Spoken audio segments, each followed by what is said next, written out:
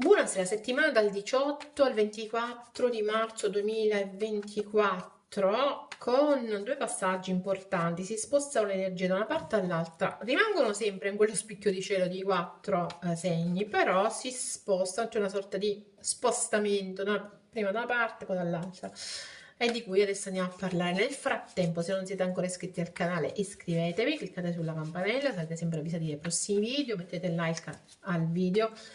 Tutto questo perché? Perché è un riconoscimento per il nostro lavoro, a voi non costa nulla, per noi è abbastanza. Ora andiamo a vedere intanto qual è il segno che andiamo a fare come secondo. Non c'è qui il segno. La bilancia.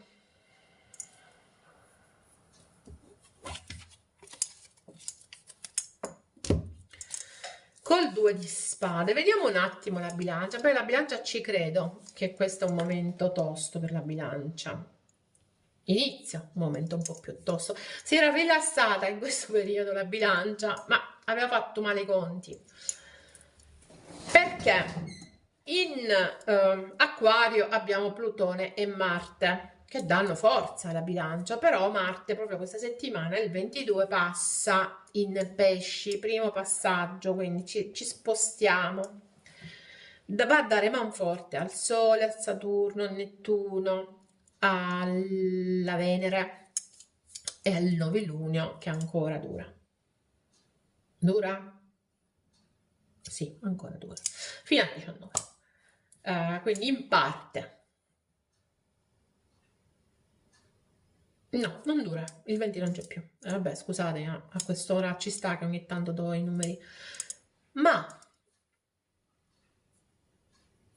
Marte passa in Pesci il 22, ma dai Pesci esce il Sole e passa in Ariete il giorno 20, che poi tra l'altro è il giorno dell'inizio della primavera. E che è un giorno molto importante da un punto di vista energetico. Ci sono due giorni importanti energeticamente, uno è il 20 e uno è il 25. Il 25 abbiamo pure l'eclissi. Il 20 abbiamo questo equinozio, abbiamo il passaggio del Sole.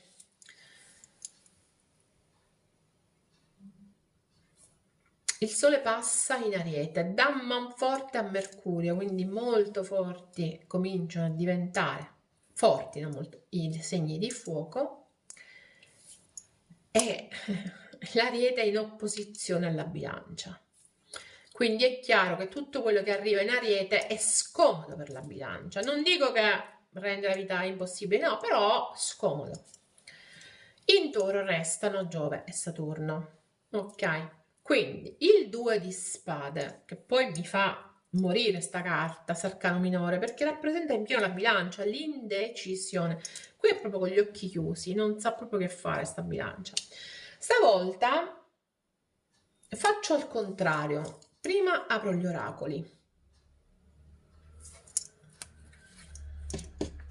Vediamo che cosa succede, va? Facciamo la stessa al contrario rispetto a quello che ho fatto finora. Magari funziona. Con il sacrificio e la forza di volontà è possibile raggiungere i propri obiettivi. Già parliamo di sacrificio, però parliamo di raggiungimento di obiettivi, ok? Quindi già questo mi piace, è un segno positivo. Adesso andiamo a vedere questa carta e poi andiamo a commentarli tutti assieme sti oracoli in attesa dei tarocchi,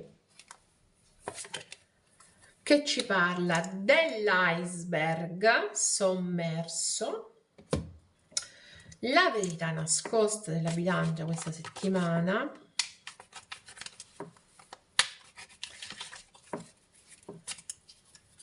chiudiamola nel verso giusto. Ma non ci poteva essere una correlazione migliore, incredibile. L'iceberg ci parla di situazioni sommerse, nascoste, che non vediamo. Qual è la carta? io nascondo ciò che realmente sono. Ti nascondo a te ciò che realmente sono. Guardate quanto queste due carte parlano fra di loro. Adesso andiamo a vedere questa.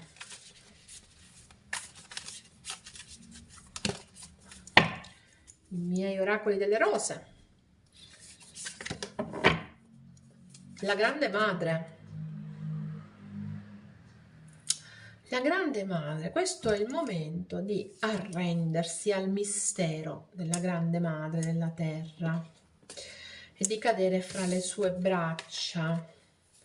Quindi c'è creatività e d'altronde c'è l'inizio della primavera questa settimana, c'è creatività, ci sono i fiori che nascono. Quando eri tu la musica.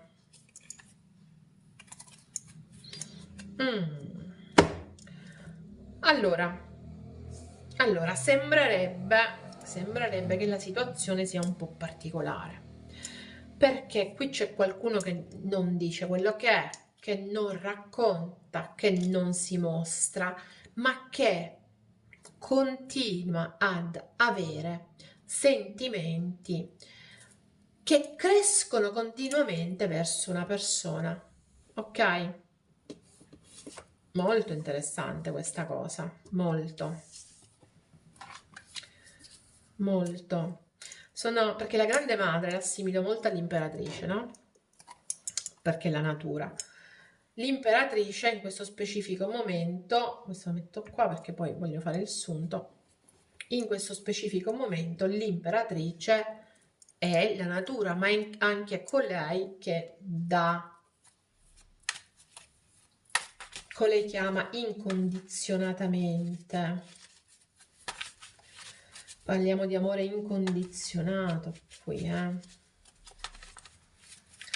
Ed è qualcosa o qualcuno che appartiene al passato, ma è un passato che non è mai tramontato, trascorso. Energia interna della bilancia, il 5 di bastoni, energia esterna, il 10 di spade. Il 5 di denari, sappiamo tutti che il 5 è una carta di mezzo, c'è un'evoluzione in corso ma non va avanti questa evoluzione. Il 5 di bastoni, c'è un conflitto anche, c'è un conflitto, c'è un grande senso di mancanza, qui c'è proprio pure il tradimento, quindi è una emozione, sì, un'energia interna abbastanza problematica, ok? 8 di coppe, 7 di bastoni, 3 di bastoni, 6 di bastoni, quanto a fuoco, la torre e il cavaliere di bastoni. Bilancia che ha a che fare con segni di fuoco tipo Leone, Sagittario, Ariete. Sapete qual è l'interessante di queste carte? È che questa settimana in modo particolare la bilancia sentirà forte un conflitto e secondo me il conflitto dato dalla mancanza di qualcuno, oltre che di qualcosa, da un punto di vista economico, ma di qualcuno, quel qualcuno che era la vostra musica e che vi farà allontanare definitivamente in qualche modo e prendere le difese dalle situazioni che non vi soddisfano più, cercando di guardare oltre, come se la bilancia sta aspettando. La bilancia sta aspettando un cenno, sta aspettando di trionfare, sta aspettando l'arrivo di qualcuno che questa settimana improvvisamente si potrebbe palesare, creando lo scompiglio più totale, o potrebbe invece allontanarsi, ok? Potrebbe essere la vostra energia, quindi siete voi ad allontanarvi gettando gli altri nello scompiglio, potrebbe essere l'energia degli altri. Quello che mi balza all'occhio è che qui qualcosa in ogni caso esplode. Guardate, abbiamo due carte di esplosione. È una bilancia che è destinata ad esplodere. Non escludo che il fatto che ci sia Mercurio col Sole, entrambi in Ariete, Beh, c'è una bella botta, no? Alla comunicazione. Mm, mm, mm, mm, mm. Qui c'è una bilancia che sente il bisogno proprio di allontanarsi, di distaccarsi proprio, di distaccarsi, ragazzi, di andarsene per i fatti suoi, a costo di travolgere tutto e tutti al suo passaggio. Questa è l'energia interna della bilancia questa settimana. Adesso vediamo esternamente, sto 10 di spade.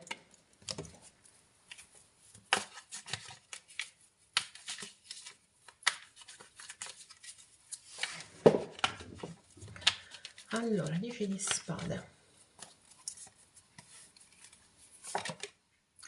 L'eremita, il 10 di bastoni, il mago e il mondo. Mago e mondo, qualcosa si è aperto e si è chiuso, si è chiuso positivamente, però è passato attraverso tutta una serie di situazioni dolenti, difficoltà, preoccupazioni, stare male, responsabilità, senso di isolamento, senso di mancanza.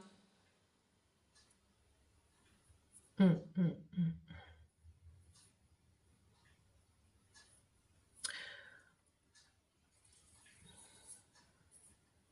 C'è questa voglia di questo superare questa situazione negativa, c'è fortunatamente per la bilancia.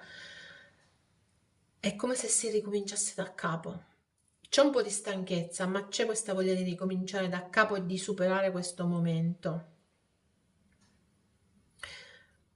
E io credo che si riuscirà a superare anche in maniera positiva col mondo. D'altronde c'era quella carta che è interessante. Con il sacrificio e la forza di volontà si possono raggiungere i propri obiettivi. Quindi la bilancia ha bisogno veramente di impegnarsi, di togliersi queste preoccupazioni dalle spalle, di aprirsi al nuovo, ok? In una situazione che è di isolamento, beh, c'è il bisogno in qualche modo di rimettere tutto in moto. Potrebbe essere la persona a cui fate riferimento che rimette tutto in moto, potreste essere voi relativamente alla persona di riferimento.